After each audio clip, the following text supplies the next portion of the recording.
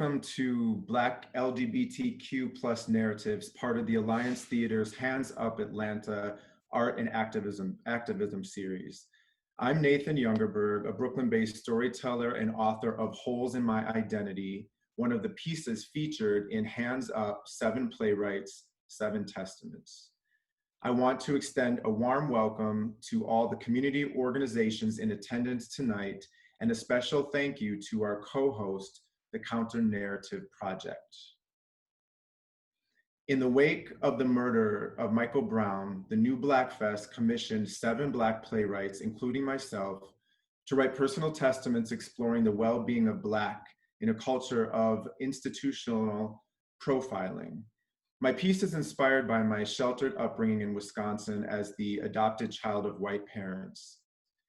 It was one of the most challenging pieces to write because in addition to the heaviness and grief of the moment, I also had to come out twice as a Black man who has never been accosted by the police and a gay Black man with a partner who had a polar opposite racial experience than I did. I had been out for years, but against the narratives of my hetero Black male peers who had experienced scathing experiences with the police, I was fearful of having to expose so much of myself, but I faced my fears and Holes in My Identity was born. We'll kick off tonight's program with a premiere of a powerful film short developed for my piece.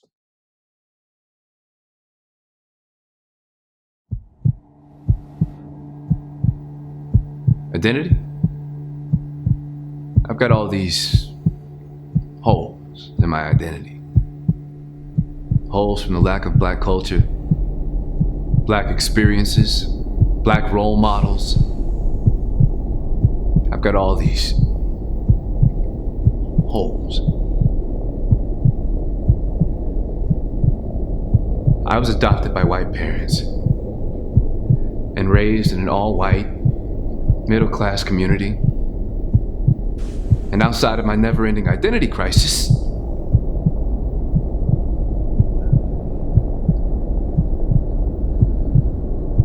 my early life experience as a Black American was extremely safe, extremely protected, and extremely dismissed. There was this incident in school where a kid was reading from a history book about Africa, and he mispronounced the river Niger. You know how that ended. And all the kids turned towards me and snickered. And my spirit just melted all over the floor. I went home that day, crying. My parents responded with my all-time favorite. Color doesn't matter. I started to feel disconnected from my race because of my inability to relate to the experiences of other Black men. And it kind of made me feel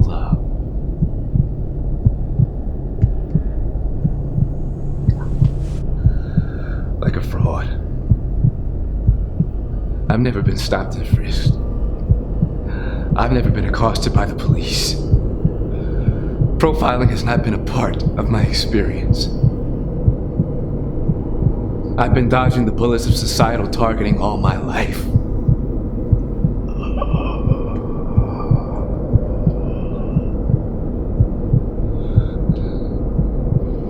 But can you dodge bullets?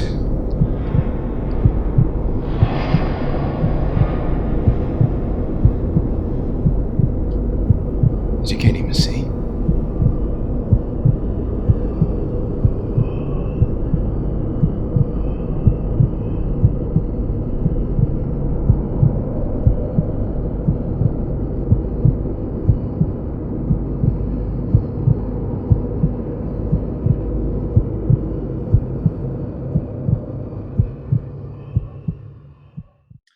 Thank you for watching.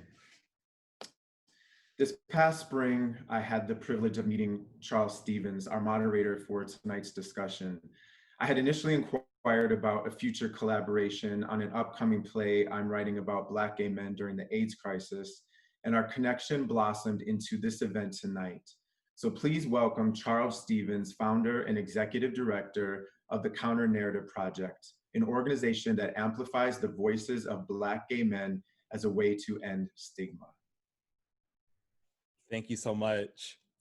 At this time, I would like to invite you, the audience, to weigh in on what resonated with you from the film short you just saw. What stood out to you? If you could put that in the chat, and just react, that will get our conversation started this evening. So any thoughts you want to share, questions you may have, feelings and reactions, please share in the chat. And Nathan, if there are other questions you may have as we react from the work, feel free to share as well.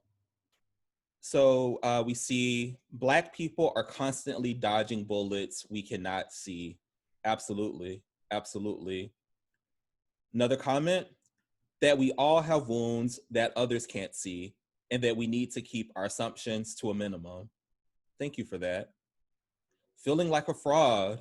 Yeah, that absolutely resonated. I know with many of us. The feeling of isolation came through in the piece. Absolutely, absolutely. There are so many experiences that many of us have had. Black experiences are not monolithic. Absolutely. It's another really important point that was made that's really key. These are all great responses, and I appreciate you for weighing in. I've only ever had my own poor Black Mississippian identity. It's interesting to see what the other side looks like. Thank you for that. Why don't we go ahead and open things up to our amazing panel?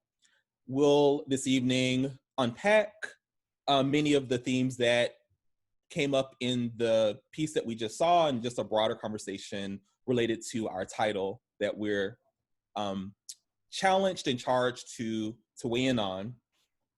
We have joining us this evening, Trevor Ray Perry, who is a non-binary artist whose previous Atlanta credits include Pythio in Head Over Heels, Ensemble Soloist in Rent, Eat Mo in Five Guys Named Mo, Willie in The View Upstairs, and the MC in The Red Room Cabaret. We also have Tandiwe Thomas DeShazar, who is an Atlanta-based actor, writer, producer, and director. Tandiwe has performed and collaborated on new and experimental work throughout the country, including Before the Dream, The Mysterious Life and Death of Richard Wright, Homo Afro Homo's Fierce Love, and Armstrong's Kid. Taylor Alxdr is a DIY musician, drag performer, and community organizer based in Atlanta. Raised in the rural edges of the metro area, Alxdr has been creating in and captivating Atlanta and beyond since 2011. Taylor is the co-founder and current executive director of Southern Fried Queer Pride and the mother of the House of Alxdr. And we have E. Patrick Johnson, who is the Dean of the School of Communication and Annenberg University Professor of Performance Studies and African American Studies at Northwestern University. Just to name a few of his accomplishments, he is the author of Appropriating Blackness, Performance and the Politics of Authenticity, Sweet Tea, Black Gay Men of the South, an Oral History, Black Queer Southern Women, an Oral History, Honeypot, Black Southern Women Who Love Women, and the editor of No Tea, No Shade, New Writings in Black Queer Studies, and co-editor of Black Queer Studies, a critical anthology. I am excited and honored to be joined with this incredible panel. Why don't we just jump in? First question I'm gonna direct to Taylor. Taylor, could you talk about the intersection of LGBTQ lives and Black Lives Matter? What role does art play as an act of resistance? Thank you, thank you. I think you really can't separate art from resistance, art from political movements, and especially from the Black Lives Matter movement.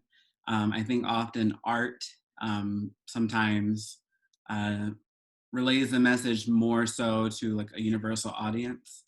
But speaking about kind of the intersection of being LGBTQ and Black Lives Matter is that, you know, still to this day within the mainstream movement, there's a kind of silencing of LGBTQ Black folks who even might be in positions of leadership. And this is something that we as a community, as a Black community, really have to reckon with if we're looking towards liberation. Because liberation for all means for all, not just certain decided peoples. And I feel like right now in this current kind of political climate, we're still grappling with that kind of community connection. Like, how do we all fight for each other's rights and not mimic the actions of our oppressors? So I think that's kind of where we are right now, is like a Black Lives Matter, Black LGBTQ Lives Matter kind of movement. Thank you for that. Thank you. All right. How do Black LGBTQ folks use art as a transformative space? And this question is for E. Patrick Johnson.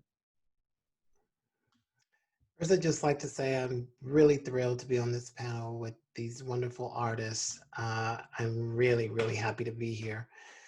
I think that one of the things we have to recognize is when Black queer folks who are artists have been doing their work, it hasn't always, when we think about transforming a space, we sometimes think about it in explicit ways, but I often think about the artists who have transformed a space in ways that were more implicit just by their presence. So I'm thinking about, for instance, the work that, I'm gonna go way back to the 1940s, where Gladys Bentley, who was a non-binary Black performer who often performed in drag and was a drag king in certain places. I'm thinking of the 1960s with Wilmer Little Axe Broadnax, who was another gender non-binary person who sang, who presented as male in the quartet's Spirit of Memphis, and also the Five Blind Boys of Alabama, and on and on. So I think we've had artists transforming spaces just by their existence.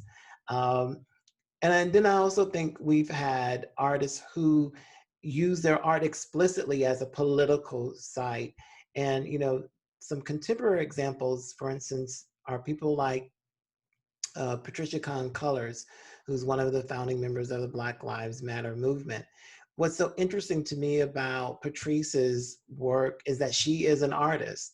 And one of the first things that she did around the BLM movement was stage a performance about anti-Black police violence, including recordings that her mother used of telephone calls that she made to the sheriff where her son was being held, and use those recordings, those telephone conversations between her mother and the sheriff's office in LA as a part of a performance. And then we have a whole slew of Black LGBTQ writers today. I'm thinking of Saeed Jones, for instance, of Darnell Moore, and others who are writing fierce work to really transform space and make space for folk. Or, the late Marcus White, who a lot of people don't know, but was a dancer who just passed away this summer.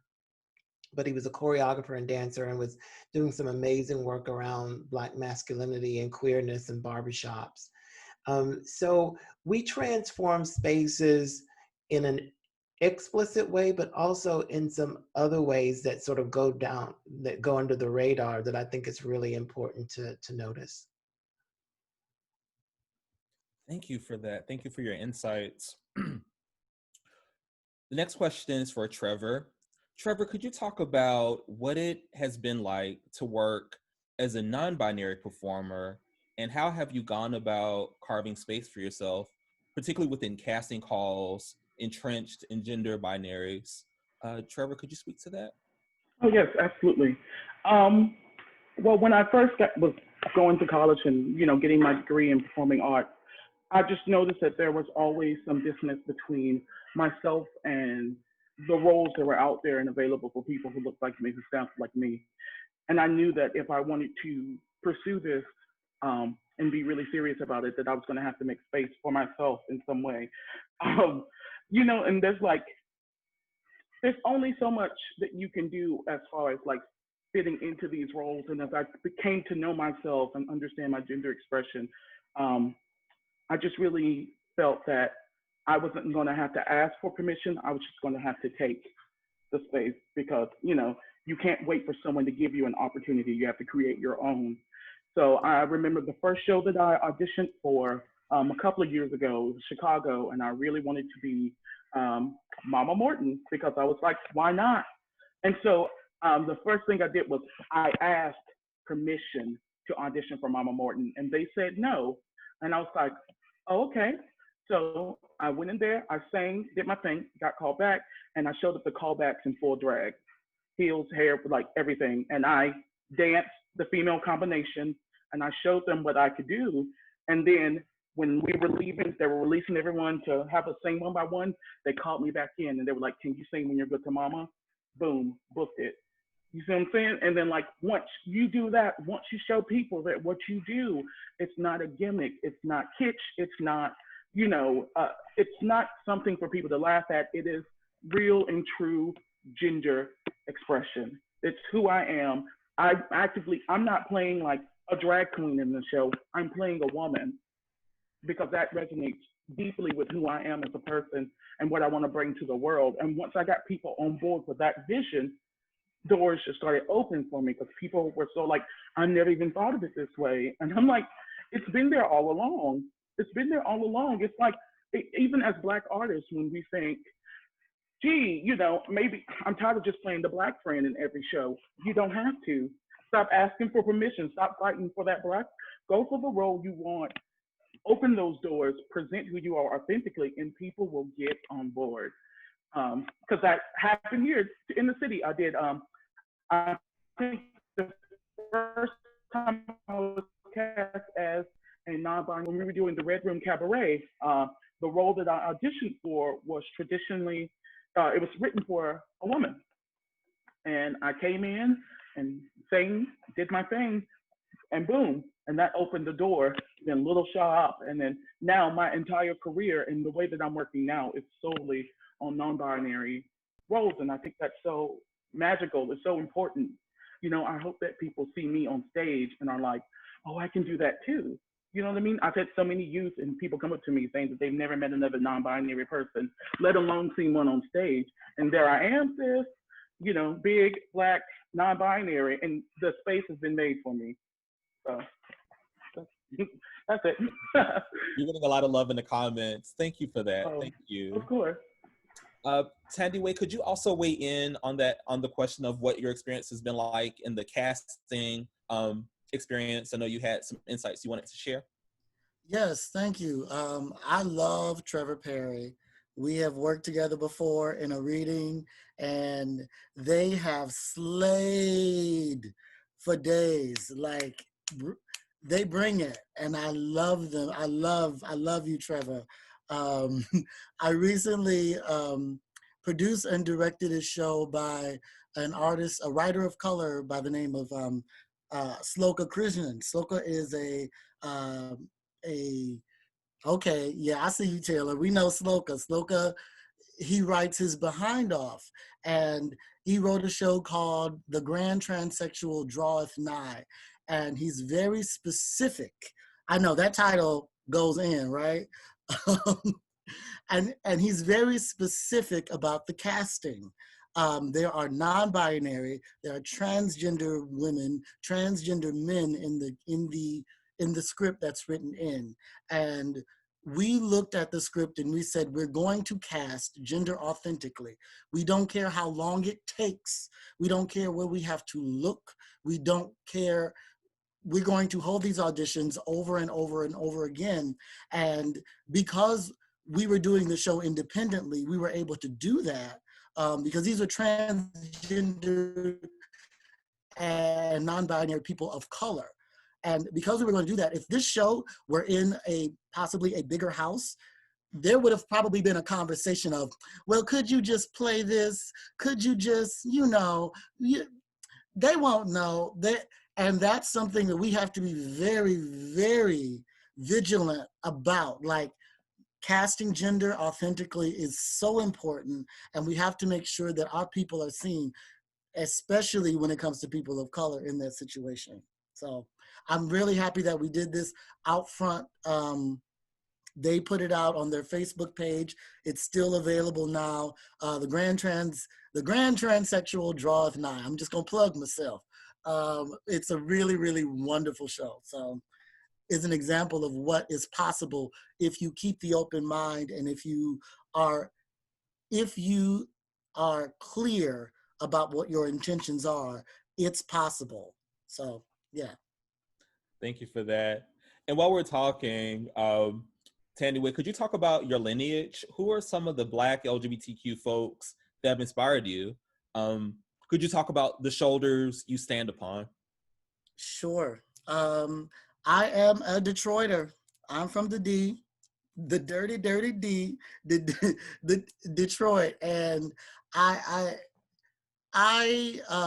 also consider myself like a Bay Area person as well, because I did move to the Bay Area, and that's where I wrote and got a chance to present my first one-person performance, because there were so many more opportunities there for Black queer people to perform.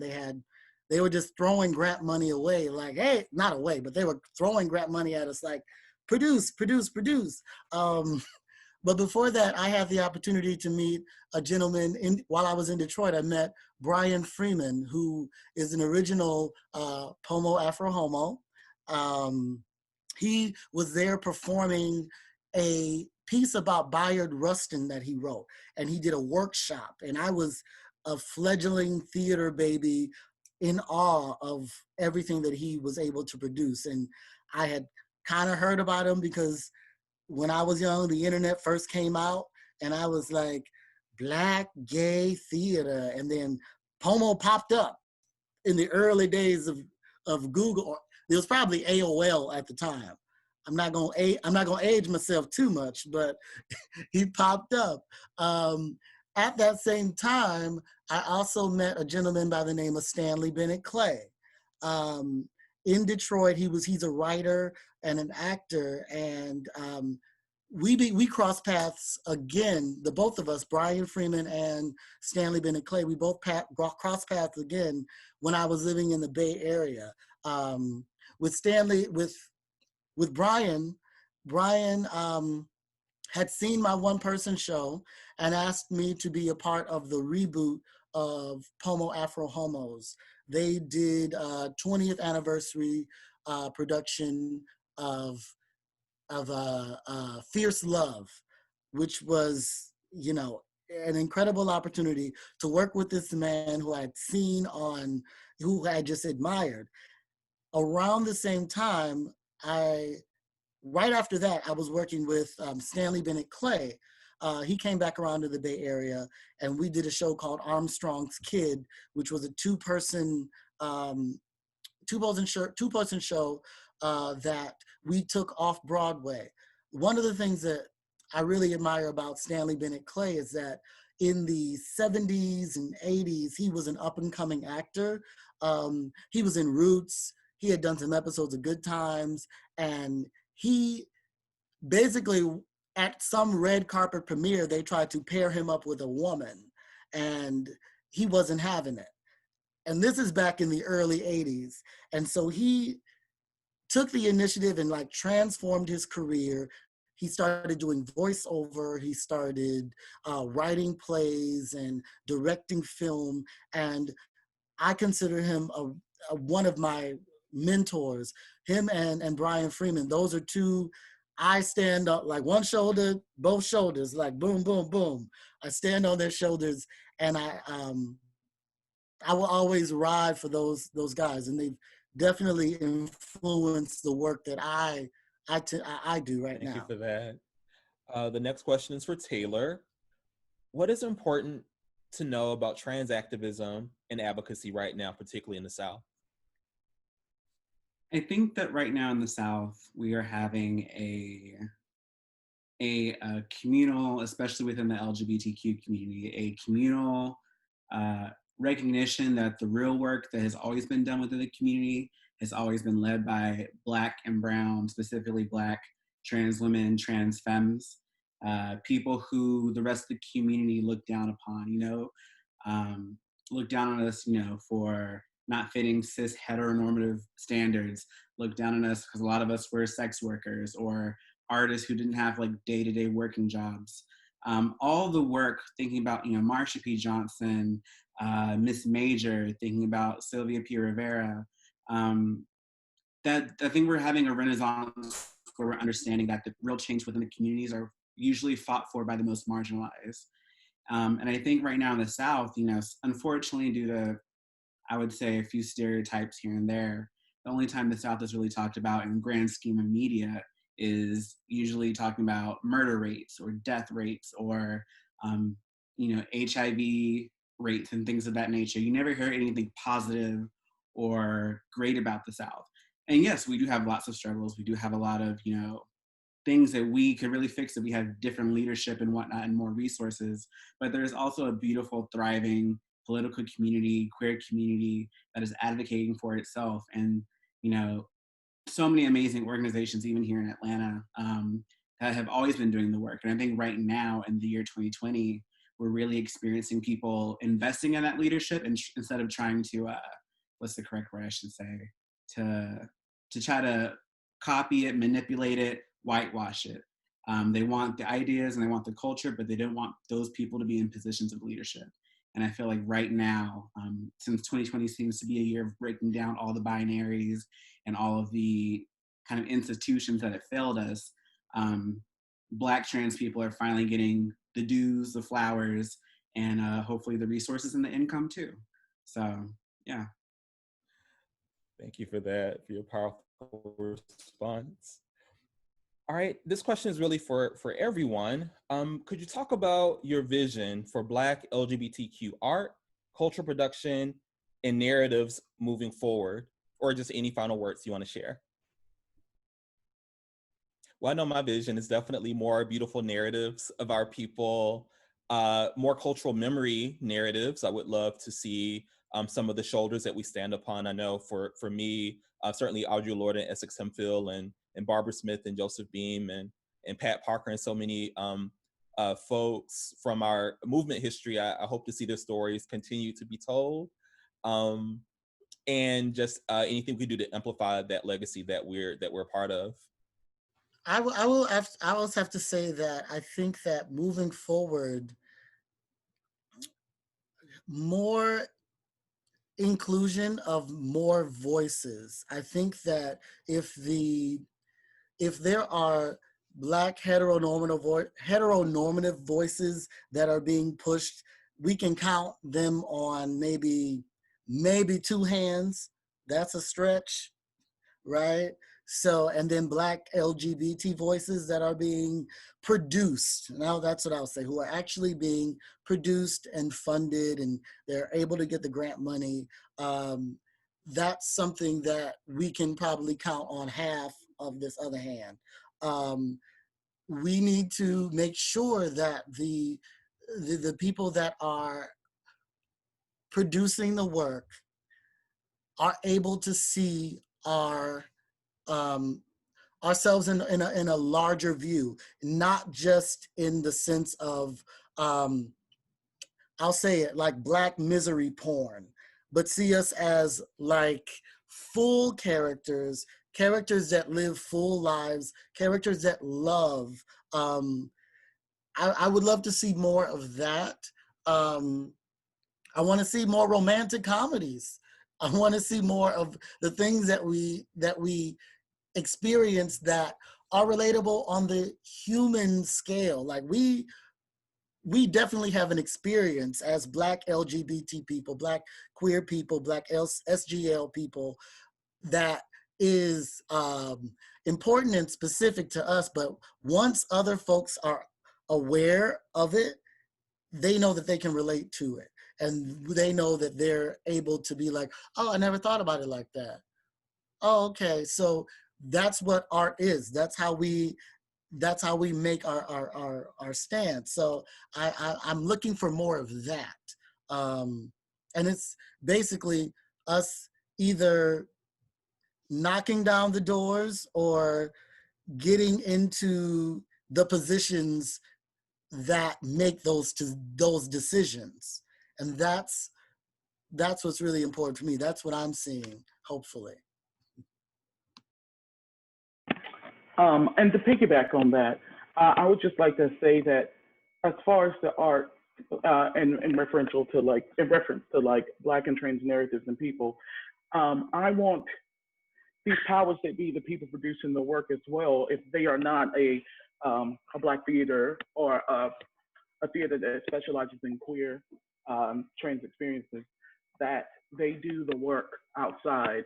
I don't want to come into these audition rooms and you're doing, you know, booty candy or something like that, and there's not a single Black person behind that table. If there's no Black costume designer, if there's no Black person in there talking to me about what hair, how do you want my hair for this show, I want no part of any of these like institutions that are limiting those experiences, because it's well-meaning if you're going to do these shows, but if you don't have Black directors, Black people behind the table, there's so much more than just the narrative that you're missing out on, the subtle cultural references, the expressions, gender or otherwise. We need somebody there who has done their work, dramaturgy. I mean, like, if we can do Matilda or we can do, I don't know, The Grapes of Wrath, and you can get somebody in here to tell us exactly what they would wear down to the shoelaces, then you can get somebody in there to tell me what we should be wearing as Black people in like the 70s or the 80s or whatever time period we're in. You know, how is my hair supposed to be? You tell me. I'm not just gonna come in and make up a hairstyle. You know what I mean? Then I'm doing your work for you.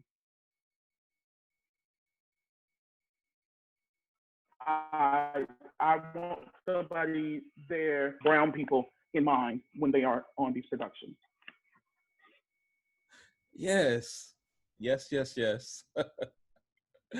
there any other folks that want to just provide any just final thoughts before we transition to our next part? Amazing. All right, so E. Patrick Johnson has a special treat for us, but before we go into that, would you mind just sharing with us the inspiration behind your oral history project, Sweet Tea, and can you introduce the story you're about to perform for us this evening? Sure. So actually, I want to give honor to Ron Simmons, who we lost after, you know, a long fight for Black folk who are infected by HIV/AIDS. What a warrior. And we lost a giant. And the story I'm about to tell is connected to him. In 1995, I was attending a cookout sponsored by us, Helping Us, People into Living Incorporated. And at that event, there were a few old timers sitting not too far from me, you know, spinning lies and drinking hard liquor.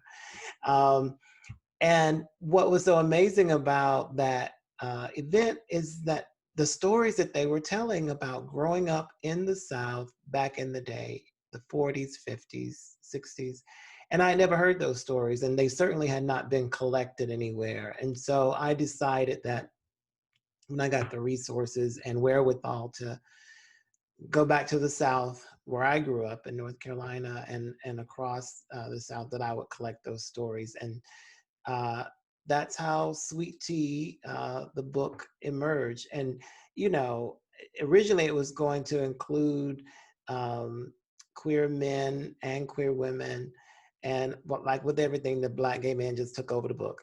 So now I'm happy to say that now there's also honeypot out in the world too. So the women have had their say. And don't worry, my Black trans folk, we got some tea coming your way too. So the story I wanted to perform today actually has an Atlanta connection because I thought it would be appropriate since the Alliance is sponsoring this event. It's an excerpt from Freddie Styles' narrative. Freddie Styles is now the oldest living Black gay man in Sweet Tea. Countess Vivian, who lived to be 99 and 10 months passed away several years ago, and now Freddie is the oldest living person from the book. So I wanted to share some of his story, which is about how we as queer people protect ourselves when we are being bullied. So this is a little bit of Freddie. In 6th grade, some boys were bothering me, and the teacher kept us after school. And I would always say in the sweetest little voice, "Leave me alone. I'm minding my business. Don't bother me." And this boy ran up to hit me, and I cut him across the shoulder with my razor blade. By that time, the teacher came back. She said, "You boys better go home." The last thing I heard him say was, "You're a mean little sissy. I'm gonna have your ass locked up." I went home. I didn't say anything to my mother. And bravely the next day, I went to school.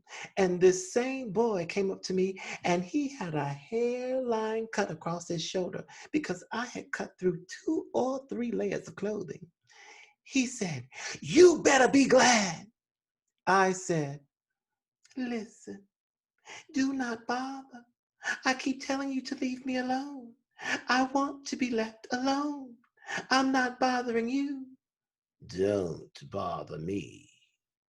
And what always happened, if anyone attacked me, they always ended up seeing some of their own blood because I would bite them or hit them with the sharp object, but they always ended up seeing some of their own blood. And there was nothing that I couldn't get out of, because I was so supple. And if I had to run, I could run if I needed to run. So rumors spread. Don't bother him. He's a mean little sissy, and he's stronger than he looks. So that's Freddie. I love that story by Freddie. That is carrying his little razor blade under his left titty, ready to cut somebody. That is truly beautiful. Thank you. So now we'll just take some questions and reactions from folks in our audience. If you want to use the Q&A function to just kind of react to what Patrick Johnson just shared. And of course, following this series of reactions, we'll just open it up for questions overall for our panelists. But if folks had any quick reactions they wanted to share, feel free. Or if any of our panelists would like to react to what they just heard. So you're getting lots of love. Love it, Patrick. Sweet Tail, thank you. Lots of love, lots of love. Well, while we're folks are still, I guess, reacting, that was wonderful. Lots of love. And I guess at this point, we'll just invite, you already see a few questions in the Q&A for our panel, so I'll just kind of go into that. One question I want to elevate is, have you all experienced many of the theaters having Negro nights as their approach to casting Black people? Instead of casting Black people in all the roles, they only cast Black people when it's a Black story. As a theater goer, I'm exhausted with seeing a Black show on the season list. I want to see Black people throughout the season. Would someone like to respond to that? Yes. I recall auditions for a certain theater in town, which will remain nameless. It's so hard to ever find out any of their casting calls. You had to know somebody who could vouch for you, who knew you, to send you an invite. But they decided to do Dream Girls, and then all of a sudden flyers everywhere, but it wasn't a traditional casting or anything like that. They had all these, and they just rounded up all the Black people that they could find, and they were all sitting in one room, just auditioning in front of each other. You know what I mean? And it wasn't like, not the grace that you would see at any other audition, not the there was no privacy given to these performers. You just had to get up there and outsing the person who was in front of you. It was like a big old cattle call. And I thought that was so disrespectful to everyone's time in that room and to everyone, what a fragile state of mind to be in that room, to be like, well, I know there's only such and such black parts in the show and I really want to get one. Oh my God, that person did that. And then by the time it gets to you, you're going to be an emotional wreck. I just feel like that's what torture that was for the people in that room. And I caught wind that it was going to be like a giant hot mess cattle call. So I didn't go, because I always say there's three things: people pay project, that whenever I get involved with anything. If I love the people, if I love the project, pay doesn't matter. If I'm getting paid well and the project is great, but I don't like the people, I'm good with that too. But I cannot deal with someone who is going to disrespect me and not paying me for my time. You know what I mean? I just feel like that whole audition process was so disrespectful when I heard about it. So that's my experience with that. Thank you for that. And you know what? I think we're going to see an uptick in that kind of thing, unfortunately, because of the moment that we're in. People are going to be rushing to get a Black show on their stage just because they want to make sure that they are woke. And that's problematic as well. Instead of being reactionary, you need to, incorporate these shows from the beginning, because racism is structural and systemic, and window dressing is not going to fix these issues. But watch, you'll see every theater that has never had a show or has one Black show once a decade, you're going to see a show in their season once we're back up. This question, I agree, absolutely. I think that it also always goes back to who's in the admin positions in the theater. If the casting director or even the artistic director, associate artistic director, the administration, or the board, if the board is lily white, they are going to coddle themselves to the subscriber base and not necessarily want to push a new audience because they're comfortable with that audience. So there's a lot of work to do structurally within a lot of theaters around here. A lot of folks are comfortable. They know they got this grant coming, this grant coming, this grant coming, and this money coming. So I'm not gonna mess with it because I know I've been able to do my Black show for the past 20 years once a season. If I do 2 Black shows, oh Lord, or if I cast Black people in our classical show, if we do some colorblind casting, who knows who that may or may not alienate. So if there are people at the table having the conversation, it would make a huge difference. And unfortunately, we may see 1 or 2 at the table, if that. That makes a big difference about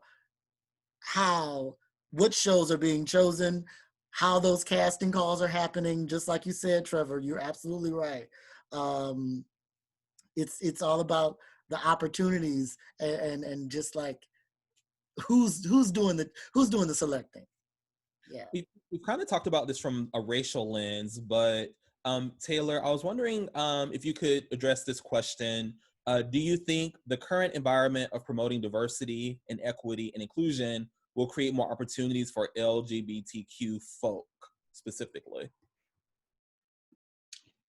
So I really, just to be quite honest, I don't think this kind of wave of inclusion will directly lead to, better representation and better compensation and things like that.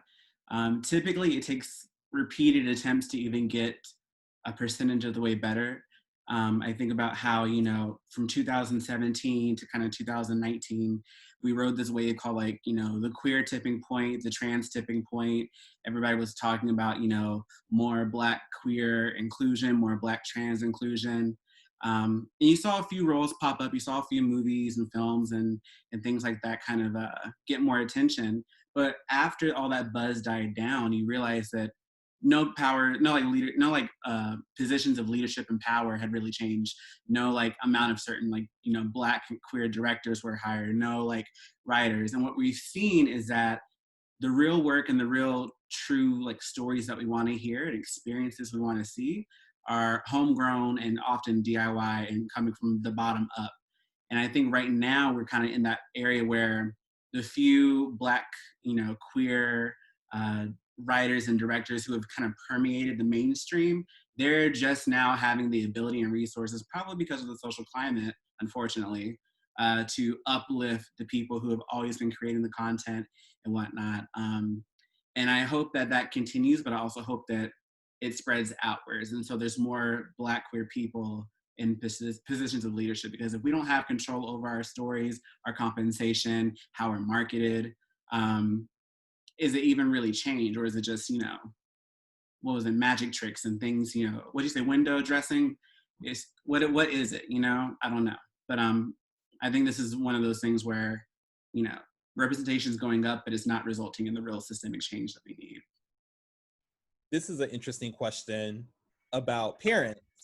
And I guess it's perhaps one thing to be, Black LGBTQ person, but to be a part of the community and to do it on stage and to do it publicly and to do it in front of people, what has the reaction, would anyone like to share perhaps the reaction to their parents to what they're doing?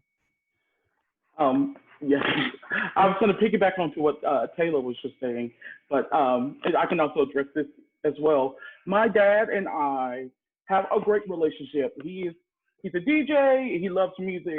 He loves all of that stuff. He's seen me, in some things. But when he saw, like I did, when I first did Head Over Heels, and we released that music video, and there I am, all done up in like glam, and like I'm singing in the commercial, and I'm like just being very like mystical and very feminine. I was low key anxious about what my father, he loves to hear me sing, and he likes my other roles and things I've done, but he had never seen me, I guess, in that way, in such a scale. And then when I posted it to my Facebook, he and my stepmom were all under it, like, we love you so much, we're so proud of you, you sound amazing, this is everything. You know what I mean? And that was like a full circle moment for me, because it's like, why have this anxiety when this man, like, it's going to be here to support me no matter what. Like, it was really nice to see that acceptance of me as a whole, instead of just the parts of me that I was offering to him. And I thought that was really wonderful. Thank you for that. Would anyone else like to share how your parents have reacted to your work? I'll share a little story. So most of my work is performance art. I'm a musician, but I'm also a drag performer. That's kind of what I'm most known for here in the city. And I'm also, I'm an Aquarius, number one. So sharing my feelings and my thoughts, not gonna happen. I think when I came out twice in high school and before I moved to Atlanta, there was a clear distinction between my mother and I, that she did not want to hear anything about my lifestyle choice. So I was like, bet, no worries. I'm gonna do me, you do you, I'll see you at Thanksgiving. And then eventually, she hasn't known about any of my work. She doesn't know that I'm a musician that's toured the Southeast about 3 times. I run a whole nonprofit organization that's across 3 different states. She doesn't know anything about that. But eventually, I think because of Instagram, she found out that I do drag. She never seen the whole zhuzh, but apparently she had seen. And I think it was Mother's Day 2018. We're at Red Lobster, because, and she leans over the Cheddar Bay biscuits and she says, "Who does your makeup?" And I froze. I was like, "I do." And she's like, "You need to do mine sometime because you're better than me." And it's slowly been, her easing into my life over the past 2 years. And hopefully this month I have a string of like Halloween drive-in drag shows. She wants to bring the whole family. So I think this will be like the first time in my life that like my family knows. She met one of my partners last month for the first time, and is like no longer calling him my little friend, but like my partner. So it's a growing reaction. My dad has always been chill. I came out to him, he was like, I don't care as long as you're happy and healthy, but it's always been like my mom who was like, I'm not sure what's going to happen, but I'm glad that it's going the way that it is. That is the Red Lobster commercial of my dreams. I hope that if you're listening, Red Lobster, please hire Taylor. This is amazing. I have a question. Has the film Moonlight paved any paths for more mainstream opportunities? Would anyone like to speak to that? I would say yes and no. I would say in the same way that Taylor was describing how, you know, there's a moment and then it passes. I would say Moonlight had its moment and now it's done. So it takes a number of moments to make any headway in these spaces. And what all of the panelists have been saying is true. It matters who's around the table. You know, thank goodness that, you know, Janet Mock is behind the scenes for Pose, but she's not the producer. When we get more people who are in those roles, that'll be when we can really transform these spaces. But, you know, unfortunately, right now, we're just settling for moments that then catalyze things. And with that, I have to go. I'm late for another panel, but this was such a joy and a pleasure. I've been taking names, so y'all be hearing from me. You will have a platform. Trust and believe. Thank you so much. Love you all. Well, with that, why don't we take one final question before we say our goodbyes? And the final question is, who are your favorite queer authors and what plays by those authors would you like to see on stage? Okay, my favorite, right now, I feel like there's such a significant moment about to happen for Black queer men who look like me with the Strange Loop. What a dream show, what a concept to see just like a Black queer man dealing with so many, I don't want to say like a real Black queer man in like a derogatory way, but the main character in that show is like heavy set, Black, queer, and like just dealing with so much from the community, from like his family, from, you know, the white gay community, from himself, and all these things that he's really internalized. So Michael Jackson wrote that. He's amazing. Not Michael Jackson, but you know, not him. Rest in peace, rest in power. Not him. It's so funny. The author's, I think his Instagram handle is The Living Michael Jackson, and I'm like, oh Jesus. But his writing is so prolific. I mean, it won the Pulitzer for a reason. It's such a very real, like, slice of life take from that facet of the community that is so underrepresented. So I have to say, A Strange Loop. It's wonderful. Love it. I'll have to weigh in on and Trevor, you are absolutely right. I'm with you on that. I recently had the opportunity to direct a play by Danya R. Love. Charles, you were a part of that production of 1 and 2. And what I love about the piece is that it is experimental in the fact that there are 3 characters in the show and the audience votes about which actor plays the 3 characters. I love that type of stuff. It is, especially because I come from the Bay Area and I love things that are experimental and blow your mind and like make you like lean in with like, what are they gonna do next? But also the fact that the show took a story of men living with HIV, but also showed the love. It wasn't it was highly emotional. It went there, but it also showed the fact that they were living and loving and experiencing life. And it didn't feel like tragedy porn. It felt like something that the audience can come away with a fuller view of who Black men are. And I think that that's the type of art that we are yearning for. Even if we don't know we're yearning for it, we need it. So he's, Danya's on the top, is at the top of my list. Yeah, so. Thank you so much for that. And Taylor, would you like to weigh in? Just quickly, all the things that are enriching me through like writers and films and productions.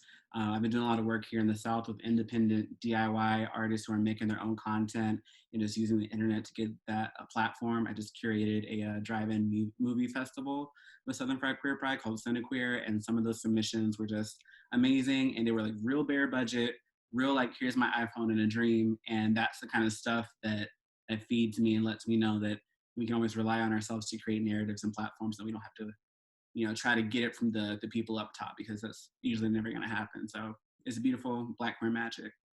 I love that. I love that. Well, thank you all for joining us tonight. Please join us next Thursday at 7:00 p.m. for another Hands Up Atlanta program. And this will be Racial Healing Through Arts. Thank you so much, everyone. Thanks for your question. Thank you, panelists. Y'all are so amazing. I'm so full. I'm so glad that we got to chat. Thank you to Alliance Theater for creating this platform. And let's keep the conversation going. Good night, everyone.